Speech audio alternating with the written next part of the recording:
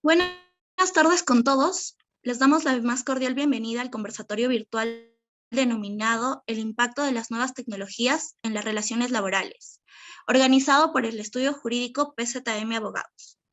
Este es un evento que versará sobre la tecnología y su relación con el ámbito laboral y el derecho en general. Asimismo, a lo largo del evento se tratarán temas como las plataformas digitales en las relaciones laborales, su tratamiento en la legislación peruana, el tema de los riders o drivers como empresarios, la videovigilancia en el centro laboral y su relación con la ley de protección de datos personales. Asimismo, se hablará sobre el teletrabajo y el derecho a la desconexión laboral. El día de hoy contaremos con la ponencia de dos grandes abogadas y expertas en los distintos temas que abordará este evento. La dinámica del evento es la siguiente. Primero escucharemos las ponencias de las especialistas por 40 minutos y luego de esto habrá una pequeña ronda de preguntas. Recordarles que las preguntas pueden escribirla en el chat de Zoom y serán leídas luego de la ponencia. Sin más preámbulos, les presentamos a las ponentes.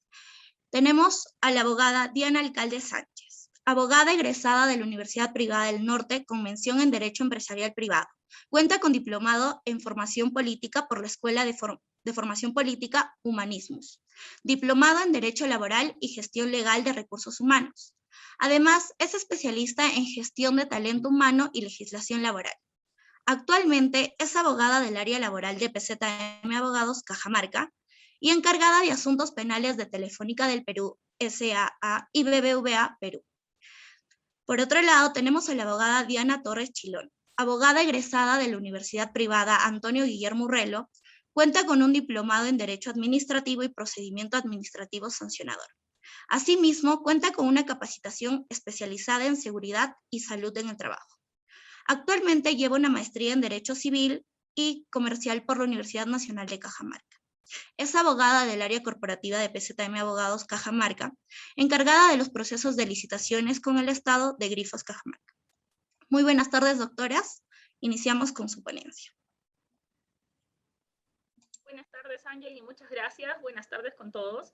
Bueno, como ya me presentaron, mi nombre es Diana Alcalde y sean ustedes bienvenidos a este espacio virtual que nos permitirá compartir respecto a las implicancias de las nuevas tecnologías en las relaciones laborales, ¿no? Diana. Hola, Diana Torres, ¿estás por ahí? Buenas tardes con todos, mi nombre es Diana Torres, ya lo indicó Ángel en la presentación. El día de hoy vamos a hablar sobre el impacto de las nuevas tecnologías en las relaciones laborales. Las nuevas tecnologías de la información y la comunicación han pasado a formar parte de nuestros hábitos diarios, han cambiado nuestra forma de relacionarnos, de pensar y de vivir. Hace algunos años, y si hablamos aquí nomás unos meses antes de la pandemia, no podíamos concebir el hecho de que iba a generalizarse el tema de las clases virtuales, la interacción a través de las plataformas digitales, ¿no? Y bueno, nuestra comunidad, nuestra localidad Cajamarca no era un lugar en el que existía mucho acceso a estas plataformas digitales, ¿no? Eran contadas las personas que brindaban este tipo de servicios y no eran preferidos por muchos, ¿no? Por dado que es una ciudad pequeña, preferíamos hacer nuestras cosas de manera muy personal. Si teníamos que comprar medicamentos, éramos nosotros quienes nos trasladábamos a una farmacia.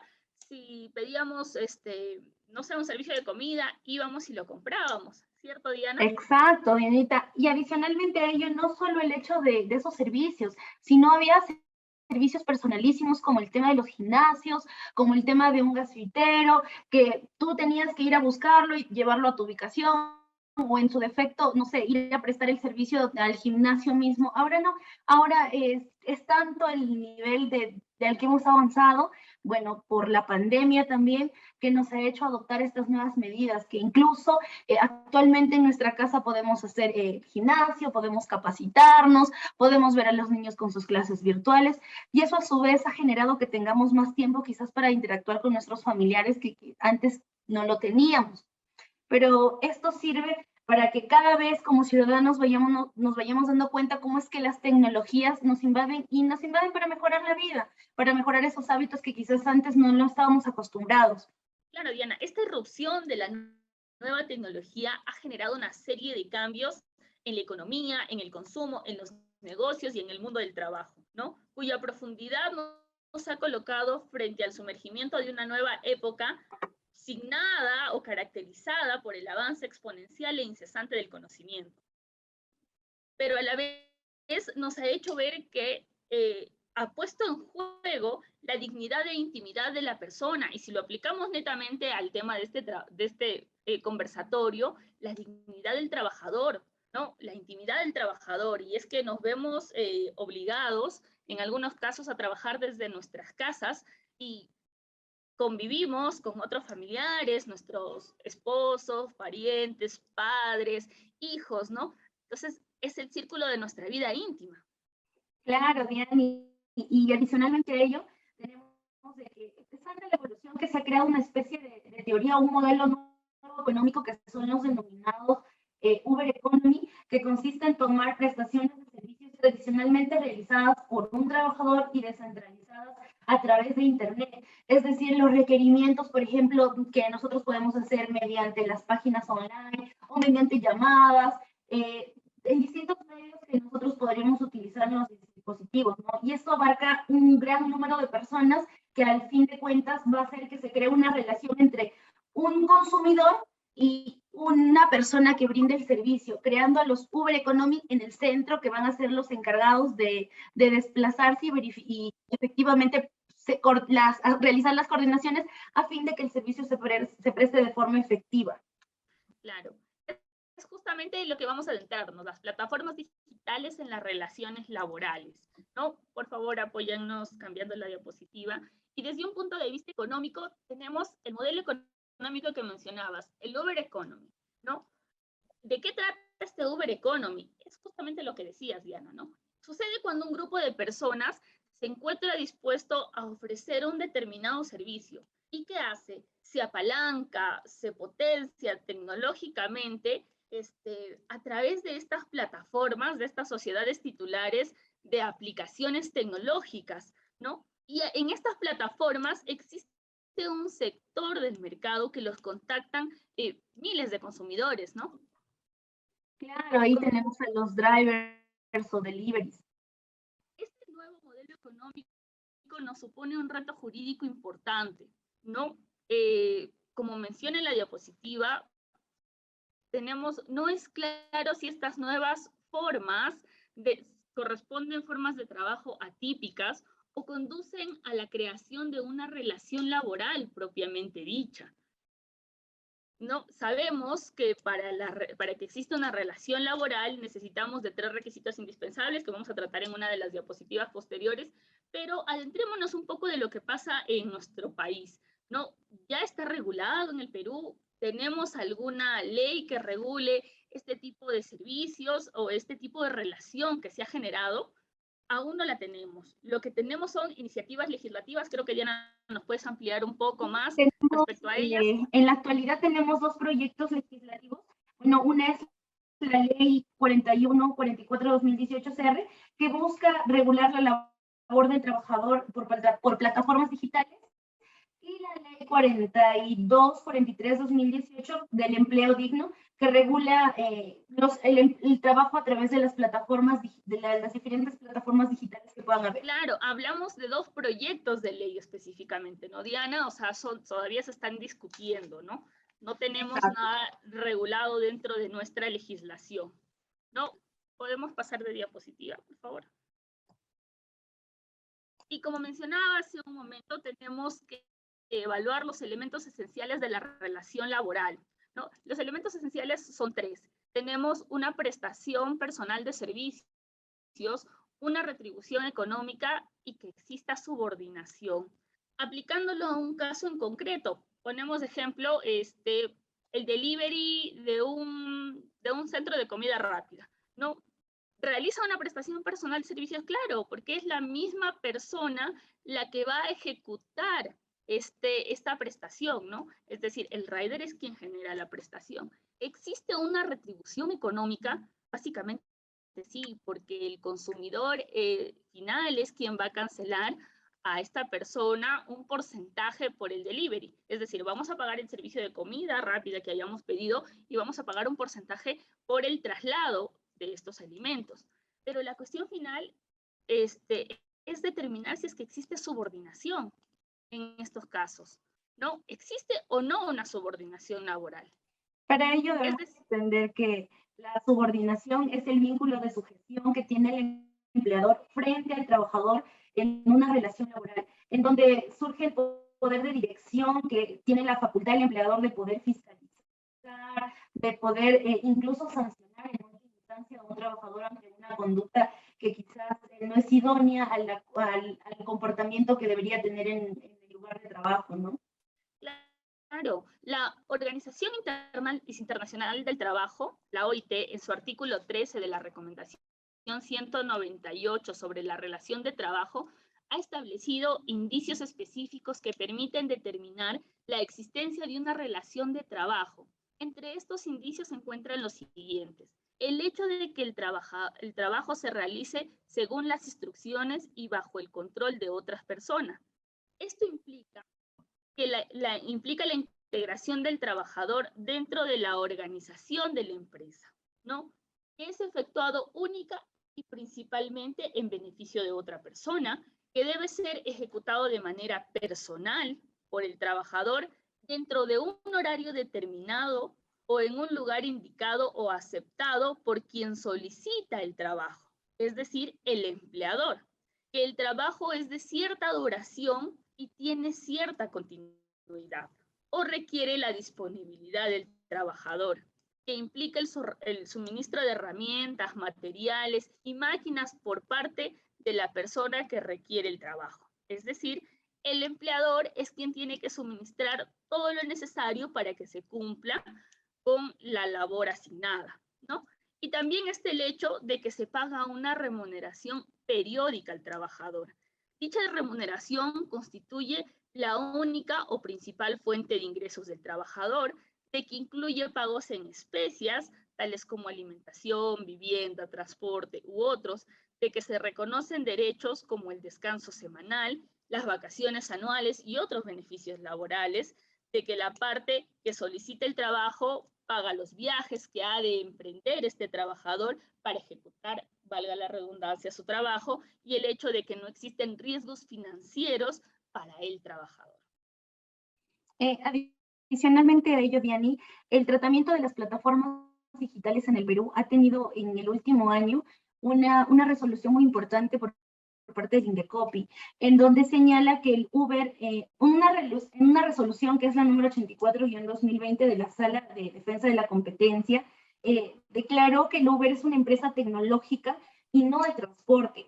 Se había instaurado un proceso en beneficio de los servicios de transporte público porque se quería tratar de querer como que insinuar que el Uber estaba afectando este tipo de transporte público, ¿no? Pero se llegó a detectar en la resolución del Indecopi de que no estaba afectando de tal modo que no había una competencia desleal, ya que al ser un medio tecnológico, lo único que hacía Uber era conectar a la persona que daba el servicio y al usuario final, que era quien lo recibía. Ello también implementó un modelo lineal. Asimismo, nosotros creíamos que nosotros, cuando tenemos las interrelaciones, podemos ver que nosotros trabajamos bajo un modelo lineal, que es, por ejemplo, ir a Saga y comprarnos, no sé, un artículo, un polo, algo, o ir a una tienda de un auto y adquirir un vehículo, y asimismo, por ejemplo, prestar servicios de un abogado, de un médico, ir hasta el consultorio y ello. En cambio, con este nuevo modelo de plataformas digitales, ya no es así. Vamos a conectar directamente con una plataforma en donde vamos a encontrar a la oferta y a la demanda. En esta plataforma digital se va a crear un valor para ambos, pero sin embargo, no necesariamente hay un valor de inicio. Es decir, por ejemplo, yo empresa que me apoyo con Uber o con cualquier otro ente tecnológico que me pueda apoyar a comercializar mi producto, si es que ellos adquieren algo a mí, la responsabilidad neta va a ser del delivery o del driver que me lleva el producto hasta mi casa y no necesariamente va a ser de Uber, porque finalmente él solo se encarga de conectar a estas dos personas, tanto consumidor final como prestador de servicio. Y es importante rescatar, Diana, que la Sala de la Competencia del Indecopi considera a Uber como una plataforma digital, no considera, perdón, a Uber como una plataforma digital de transporte de pasajeros, sino que establece que es un servicio de intermediación, el cual tiene la finalidad de poner en contacto demanda, en este caso de transporte público, ¿no? Y la demanda de los, perdón, la demanda del servicio de transporte público de los conductores y la demanda de pasajeros que requieren de este traslado, ¿no? Es importante recalcar que el chofer es quien presta el servicio de taxi y por lo tanto quien debe cumplir con las autorizaciones correspondientes, más no la empresa, más no Uber, es quien tiene que cumplir con todos los requisitos. Asimismo, el establecer de que se requiera las autorizaciones, contar con el SOAT y demás documentación es un filtro para acceder a las plataformas y no es un requisito indispensable de admisión para un trabajo, ¿no? Exacto, Diana, justamente era eso. Al final de cuentas se va a determinar quiénes van a ser los proveedores y quiénes van a ser los consumidores finales, como ya también lo había recalcado. Claro, pero también tenemos que considerar, Diana, que la jurisprudencia internacional no es homogénea en este caso, ¿no? Es decir, tenemos el caso del Libero, en el que se establece que existiría una relación laboral entre los riders y la empresa del Libero, en razón a que la empresa es titular de la plataforma digital y obliga a descargar a los trabajadores la aplicación e integrarse a un grupo de Telegram. Asimismo, están geolocalizados al momento de realizar el trabajo. La empresa imparte las instrucciones y fija los tiempos y las normas de comportamiento de los riders al momento de realizar la entrega o el reparto. Las tarifas son fijadas por la empresa. Los riders tienen dentro de su horario, carecen de libertad para rechazar cualquier tipo de pedido. Es decir, están obligados a aceptar ese tipo, todos los pedidos que les sean asignados.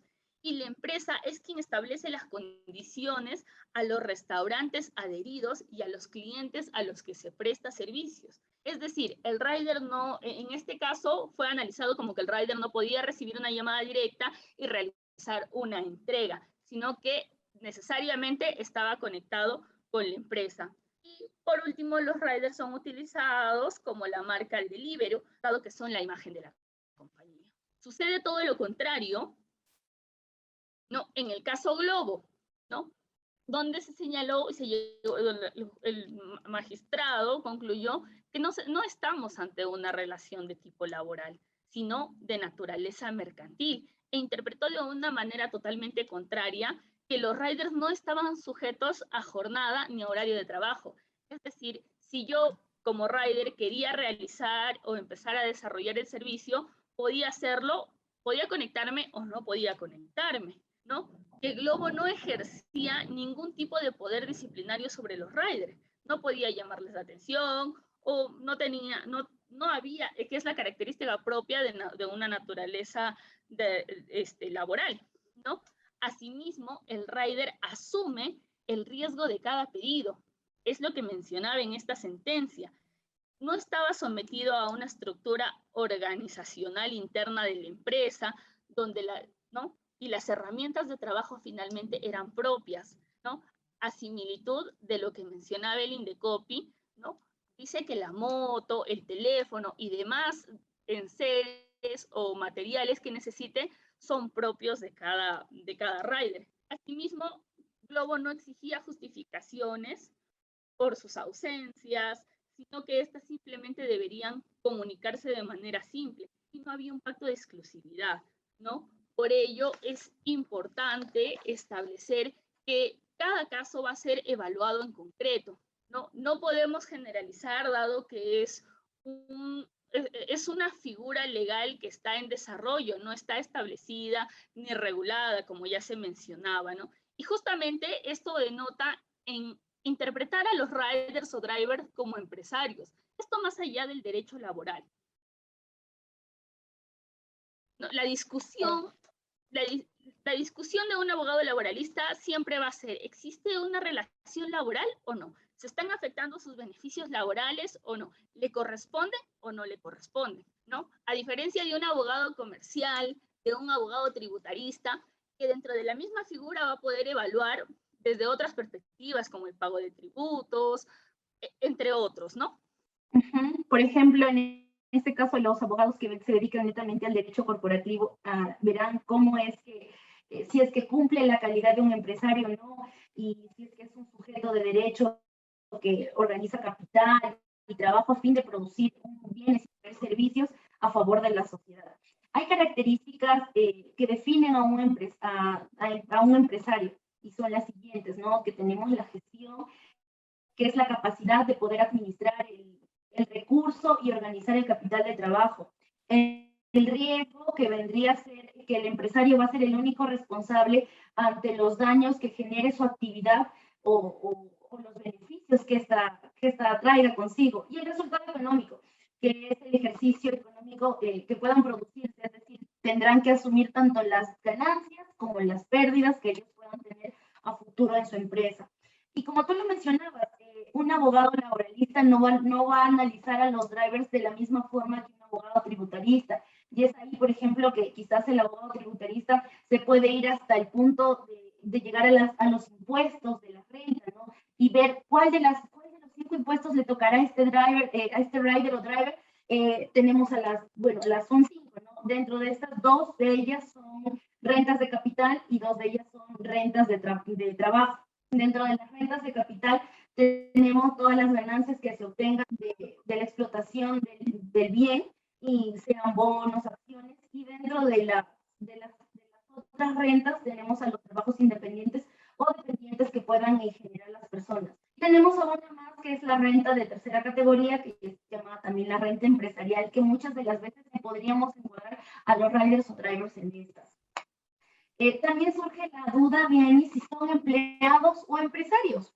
Claro, desde el punto de vista que nosotros venimos analizando, y de acuerdo a mi percepción personal, y la tuya, ¿no? Que es lo que ya habíamos comentado, ¿no? Podemos considerar que los riders o los delivery pueden ser calificados como empresarios, porque ellos van a gestionar su capital.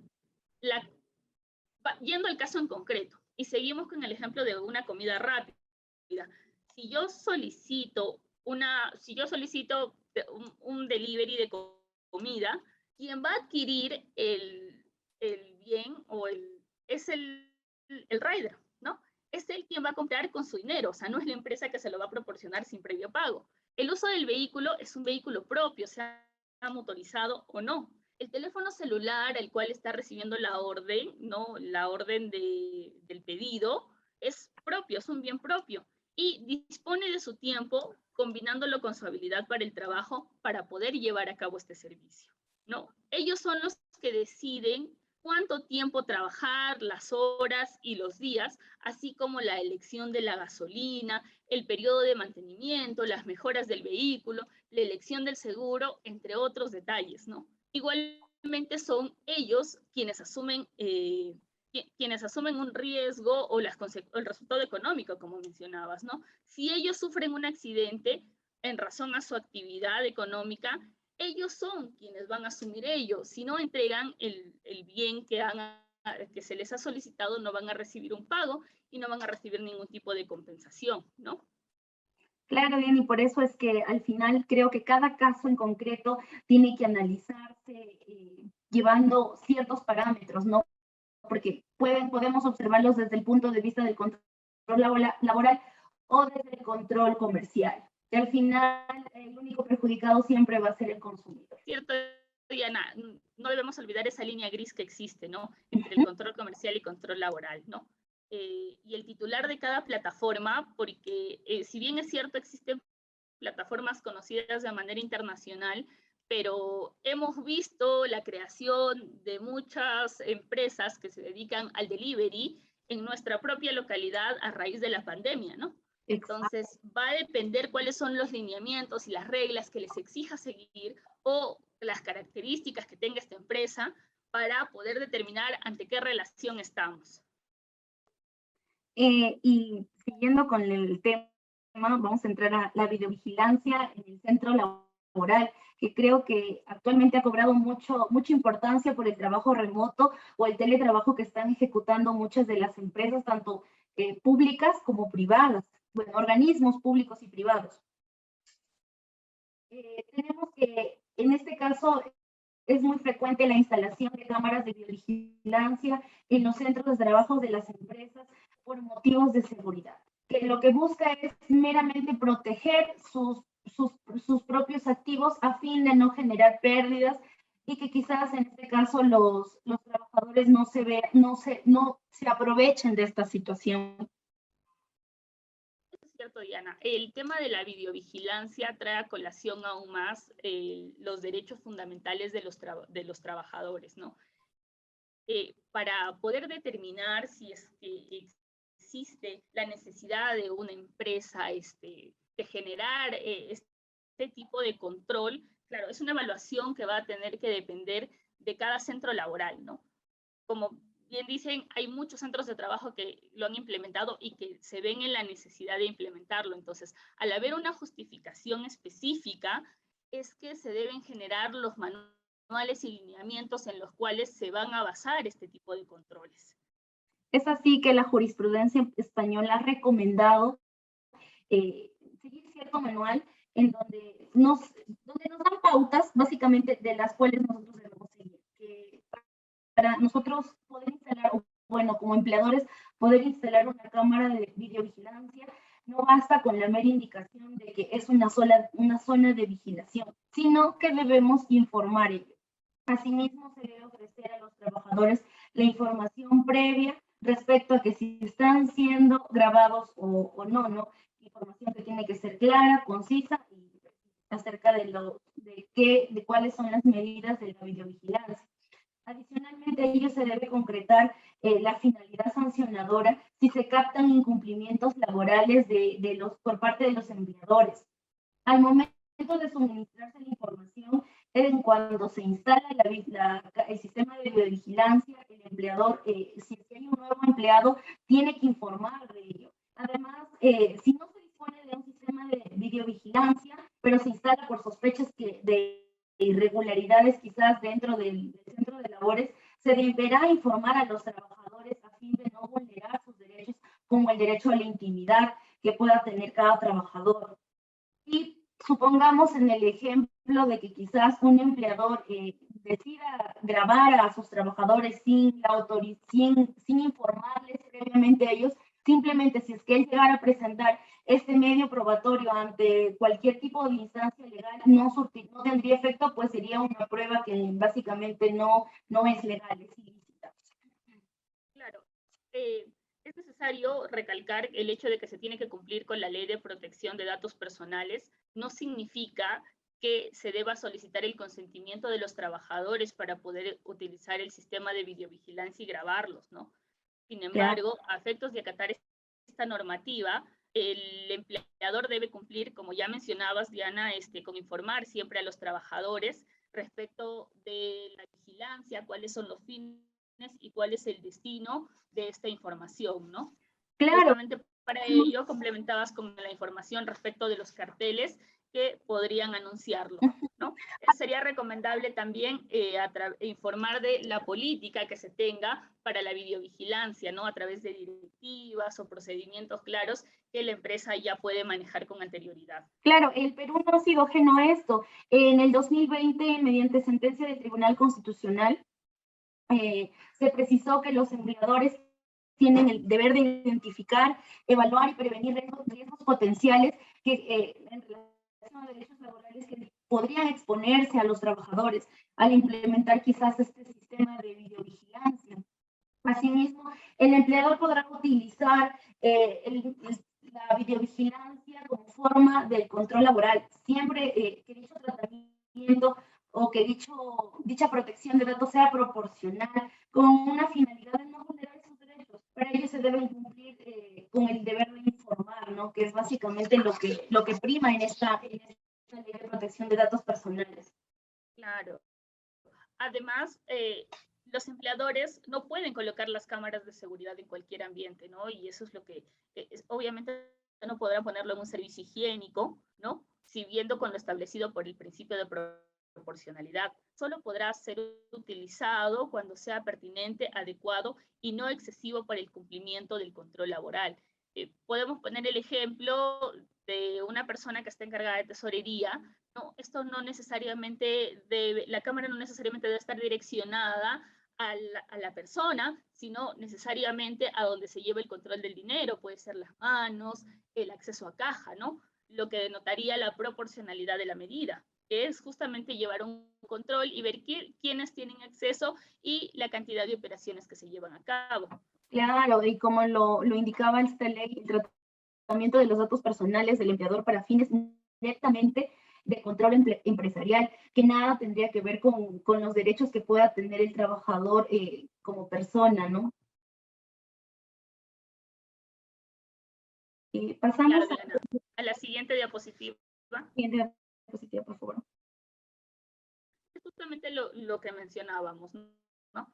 Ahora, el teletrabajo y la protección de datos personales. Diany, el teletrabajo ha ido ganando mucho terreno en este último año a raíz de la pandemia. Es una modalidad de prestación de servicios que tanto instituciones públicas como privadas se caracterizan por la utilización de tecnologías de información y las comunicaciones, los denominados TIC, sin la presencia física quizás por parte del trabajador en el centro de labores. A través del uso de las TIC, el empleador ejerce el control y la supervisión de las labores de los trabajadores, la redundancia, ¿no? Esto también, no cabe duda de que va a permitir que los trabajadores accedan y manipulen información fuera del entorno corporativo. Se amplía la frontera quizás de las inseguridades, y este es un gran reto que asume el empleador, tanto siendo instituciones públicas o instituciones privadas. Hay una vulnerabilidad y hay una amenaza informática en este nuevo contexto. No estamos a salvo que nos hackeen las cuentas, de que quizás se incorporen virus en nuestros archivos. Entonces creemos que el empleador debe estar capacitado óptimamente a fin de que su trabajador no se vea afectado en su trabajo laboral por esta nuevo tipo de, digamos, como que no estafas, pero sí inmersión de la delincuencia a través de los medios informáticos. Para ello se ha creado también un manual de teletrabajo en donde indican que los dispositivos que ellos tienen que utilizar tienen que ser, si bien es cierto, pueden utilizar dispositivos propios, pero el empleador tiene que asegurarse de que estos dispositivos no contravengan ni vulneren la seguridad que tiene su empresa, y asimismo respete desde un punto de vista práctico el derecho a la intimidad por parte del trabajador. Claro, justamente como mencionas, Diana, esto hace denotar la necesidad de que cada empleador delimite a través de un manual, ¿no? Delimite a través de un manual un marco normativo en donde se fijen los derechos y obligaciones entre las partes, es decir, entre el empleador y el trabajador. Esto de forma previa, porque va a ayudarnos a tener un mejor desarrollo del trabajo y un mayor control del trabajo que se viene desarrollando, ¿no? Claro. Al abrir estas brechas se abren las puertas de la seguridad, las fugas de información, como mencionas, las infracciones por códigos masivos y accesos no autorizados a información privilegiada. Sin embargo, a través del uso de un manual de teletrabajo podemos prevenir y tener lineamientos de actuación a fin de prevenir esto, ¿no? Por ejemplo, tenemos el uso de dispositivos corporativos. Es decir, el empleador en su política debe establecer el uso de medios tecnológicos en donde se debe establecer qué puedo hacer y qué no puede hacer el trabajador con los dispositivos corporativos, ¿no? Y con los sistemas que son propiedad del empleador. Exacto. El uso de dispositivos propios en el supuesto de que yo tenga que usar mi computadora, mi teléfono, ¿no? Entonces, ¿qué se permite a los trabajadores utilizar sus dispositivos propios? De igual manera, debemos establecer qué políticas de seguridad de la información se van a tener. Porque yo puedo tener desde mi computador personal acceso a sistemas de información de la empresa, almacenamiento de clientes, o de acuerdo al área que vayamos a ejecutar, ¿no? En cuanto a la seguridad de la información, siempre se recomienda que la información de la empresa se almacene en una nube. Es más seguro tenerla almacenada que así que en el propio dispositivo, ¿no? Algo muy común que suele pasar es que de repente mandamos a reparar nuestra propia computadora, la Claro. computadora del trabajo, y podemos perder Por la eso se información, recomienda ¿no? esos dispositivos. Es más, nosotros trabajamos con Asimismo, Dropbox. Asimismo, podemos evitar el acceso del personal no autorizado a la información de estos dispositivos. Se debe hacer uso de un sistema de cifrado de la información, ¿no? Recordemos que al estar desde casa, si se deja abierto cualquier ventana, ¿no? Esto puede sufrir el acceso de cualquier, accidentalmente se puede compartir información confidencial, ¿no? O sea, también respecto al uso de VPN, ¿no? Es implementar un sistema que permita sincronizar la información que los trabajadores guardan en sus dispositivos con los sistemas centralizados. De esa manera no se perderá información y también resulta importante verificar las conexiones entre los dispositivos en el régimen del teletrabajo y cuidar que los servidores centrales estén cifrados. En cuanto al entorno laboral, y me adelantaba un poco a ello, es si el trabajador se encuentra con un dispositivo habilitado por la empresa, como con un dispositivo personal, es importante establecer la obligación de bloquear el ordenador o cerrar la sesión en casos de ausencias, ¿no? El entorno laboral en casa es muy diferente al que tenemos dentro de la oficina, pues es un lugar donde compartimos nuestro espacio con terceros. Tenemos niños, inclusive tenemos mascotas, ¿no? Que no son conscientes de sus actos y pueden borrar o compartir información confidencial de manera involuntaria.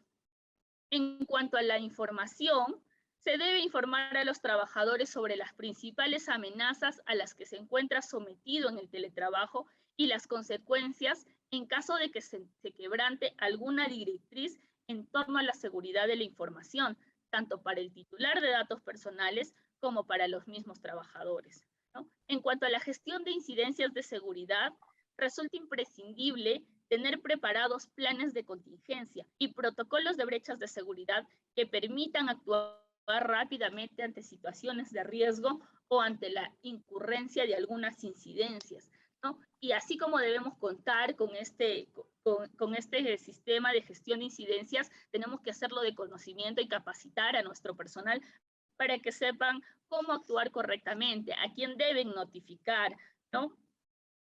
Y actuar de la manera más diligente. En cuanto a la protección a la privacidad de los trabajadores, es esencial que se establezcan procedimientos de fiscalización a fin de que el empleador pueda revisar el correcto uso de estos dispositivos, los contenidos derivados del uso para controlar el cumplimiento de las obligaciones laborales y que se estén cumpliendo las normas de ciberseguridad de la compañía. Para ello, el empleador debe establecer criterios de utilización de los dispositivos digitales respetando estándares mínimos de protección de su intimidad de acuerdo con los usos sociales y los derechos reconocidos en la Constitución.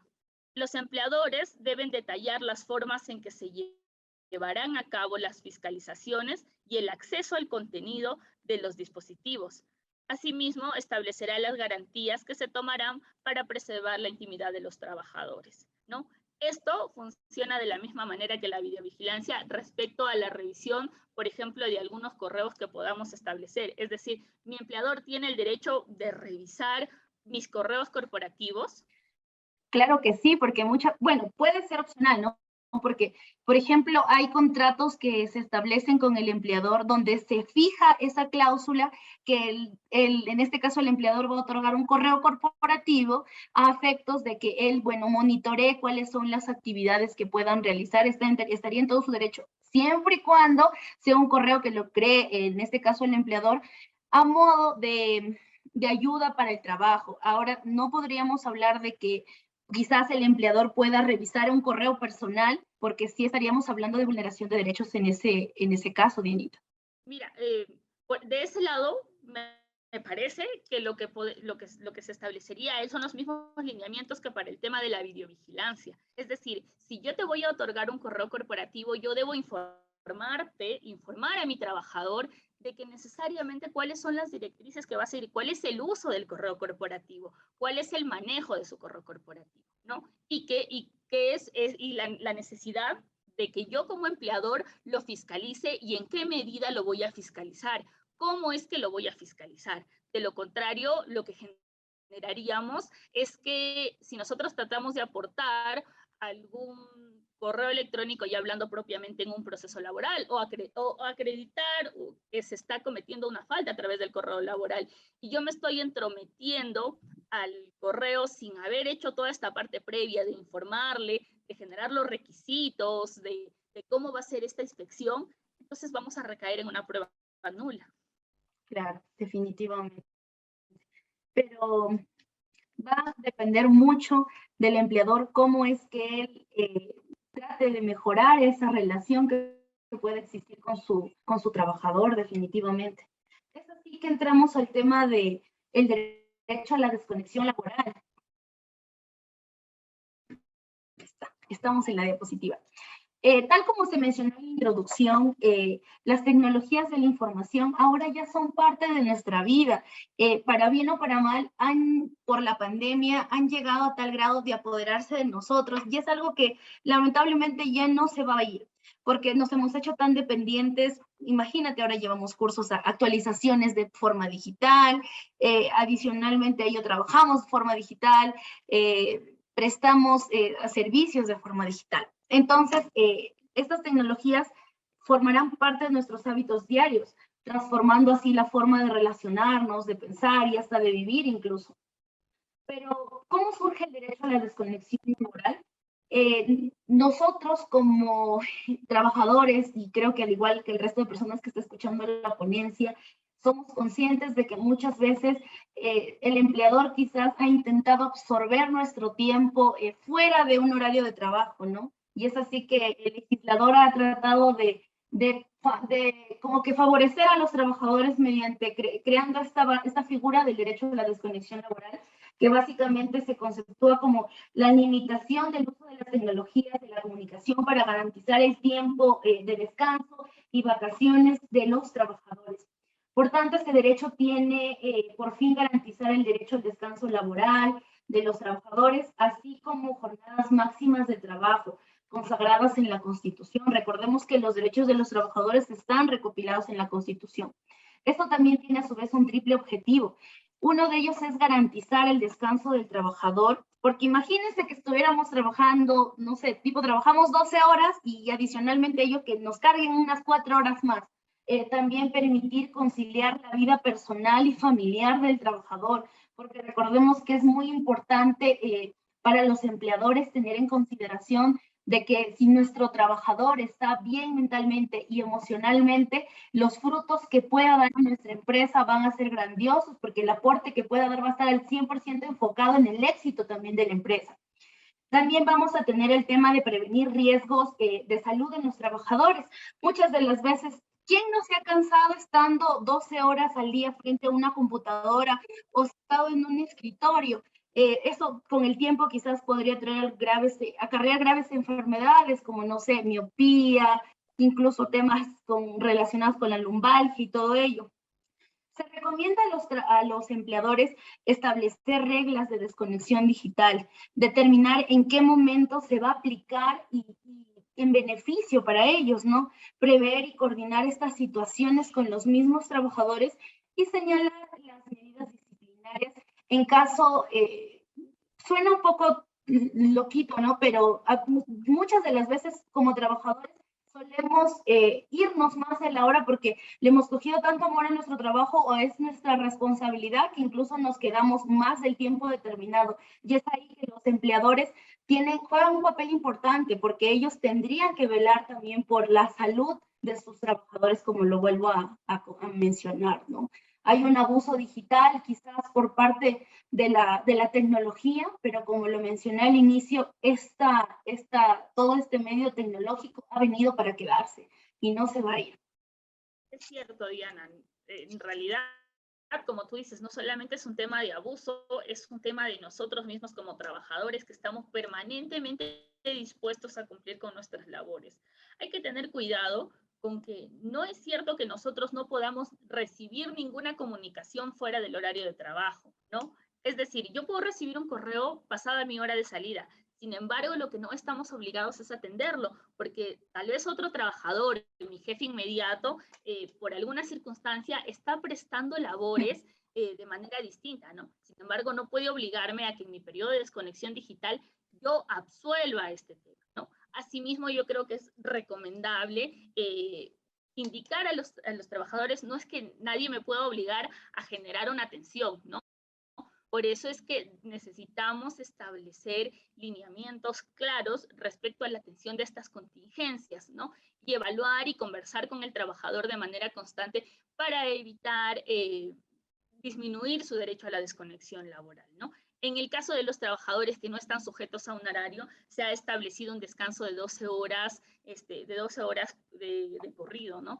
Lo cual va a permitir que reciban, que no se vean afectados por estos perjuicios, ¿no? Que el estar permanentemente ante un computador o en el trabajo, ¿no? No permitan el buen descanso y demás, ¿no? Creo que eso ha sido todo por hoy. Esperamos haber aportado a un poco con nuestro conocimiento y con la práctica que hemos podido desarrollar, ¿no? Si hay preguntas, Anjoli, quedamos atentos. Buenas tardes, doctoras. Muchísimas gracias por la ponencia. Ha estado muy interesante. Voy a proceder a leer las preguntas realizadas por el público en el chat de Zoom. Les recordamos que aún pueden realizar sus preguntas y con mucho gusto las leeremos y atenderemos.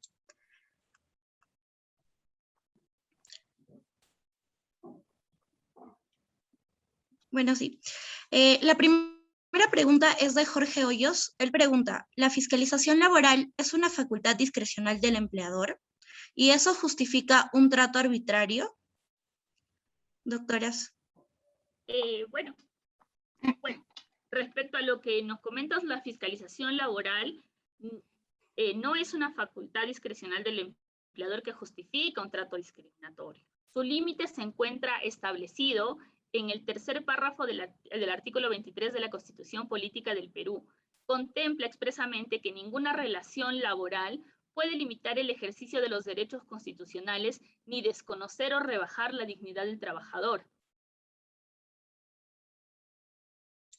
Muchas gracias, doctora Diana. Ángela Isabel Quevedo pregunta, ¿cuál es la finalidad primordial del derecho a la desconexión laboral?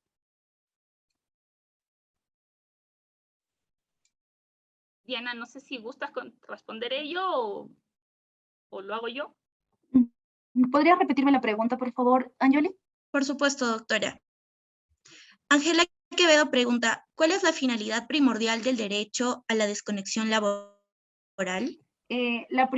Bueno, nosotros podemos ver que tiene un trasfondo más que económico y todo ello, el tema de poder generar a nuestros trabajadores el descanso óptimo y limitar el uso de las tecnologías, porque como lo hemos mencionado en la ponencia, las tecnologías han ido invadiendo cada espacio que ahora ya, por ejemplo, se hablaba de teletrabajo, se habla de trabajo remoto, que hace años quizás atrás ni lo imaginábamos. La pandemia ha hecho que evolucionemos como personas y esa evolución implica también compromisos, tanto de empleador como trabajador, y esos compromisos se asumen por ambas partes, generando por un lado el tema de quizás el trabajo y por otro lado por parte de empleador el tema de la desconexión digital, generando a su vez un beneficio para los trabajadores. Muchísimas gracias, doctora. Tenemos otra pregunta de Miguel Arenaza. Él nos dice, la desconexión digital laboral se aplica a trabajadores remotos. Entonces, ¿existiría discriminación laboral en la aplicación de dicho derecho en los trabajadores presenciales, considerando que en ambas modalidades de trabajo se utilizan las TIC? Me parece que, bueno, a mi criterio no habría ningún tipo de discriminación, sino que debemos analizar la perspectiva en la que, y el tiempo en el que se dispuso esta normativa, y era en la que la mayor cantidad de empleadores habían visto la necesidad de implementar trabajo remoto, y en el Perú no tenemos y no tenemos a la fecha un marco normativo estable que permita regular esta desconexión, y existía una gran cantidad de abusos en cuestión de horarios, ¿no? Entonces, evaluando esta situación pragmática, esta situación de hecho, creo que es que se da esta normativa y se establece para los trabajadores digitales, ¿no? Se entiende que en el trabajo presencial no habría esta limitación, puesto que al yo estar obligado a cumplir mis labores dentro de oficina, en teoría no me estaría permitido hacerlo de manera remota, ¿no? Me parece que el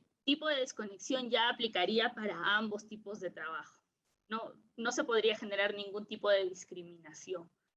Es cierto que se aplica para ambos tipos de trabajo las tecnologías de la información y comunicación, ¿no?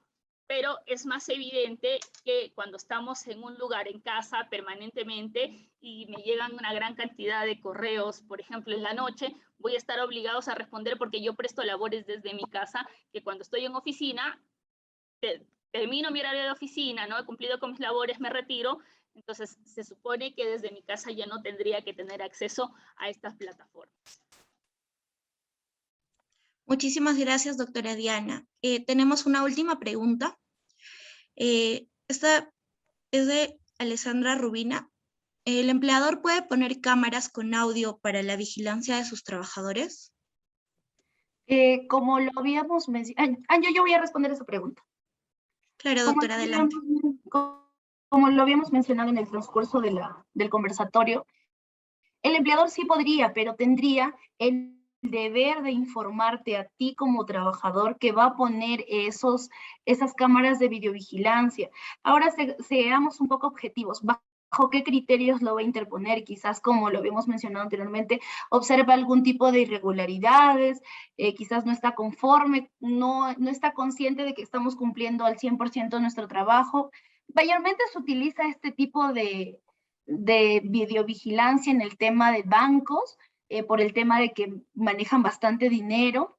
Se ha visto muy poco en instituciones que quizás prestan otros servicios, pero como lo vuelvo a repetir, sí puede, pero tiene que informarte. Si me permites acotar, Diana, yo quisiera comentar que no necesariamente tiene que haber habido una irregularidad previa, ¿no? Me parece que estamos más enfocados en el tema de cuál es el objetivo, qué es lo que quiero garantizar yo haciendo esta grabación, ¿no? Claro. Y que esta grabación de voz y de imagen tiene que ser proporcional. Por ejemplo, si tenemos un almacén con materiales propios de la empresa que son utilizados tal vez por una constructora, entonces tengo la necesidad de vigilar el control que se lleva ahí, pues cuánto material sale, cuánto material ingresa, y protegerlo de cualquier amenaza de hurto, robo, etcétera, ¿no? Entonces existe un tema justificado, es decir, la seguridad es la justificación idónea para poder yo poner una cámara. Ahora,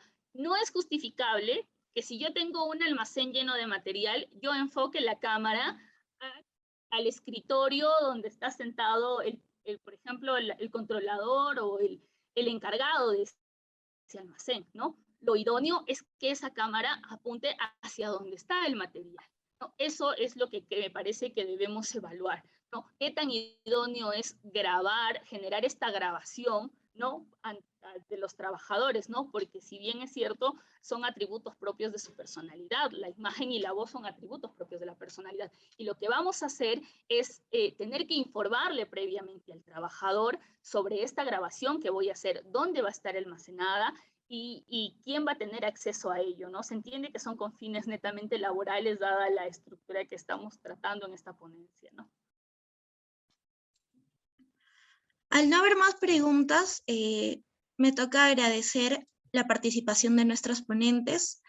Agradecemos su participación, doctoras, y su tiempo por brindarnos esta excelente charla muy interesante. También agradecemos la asistencia e interacción de todos los presentes. Esperamos poder contar con ustedes en eventos próximos. Estén atentos a nuestro fanpage en Facebook. Muchísimas gracias a todos.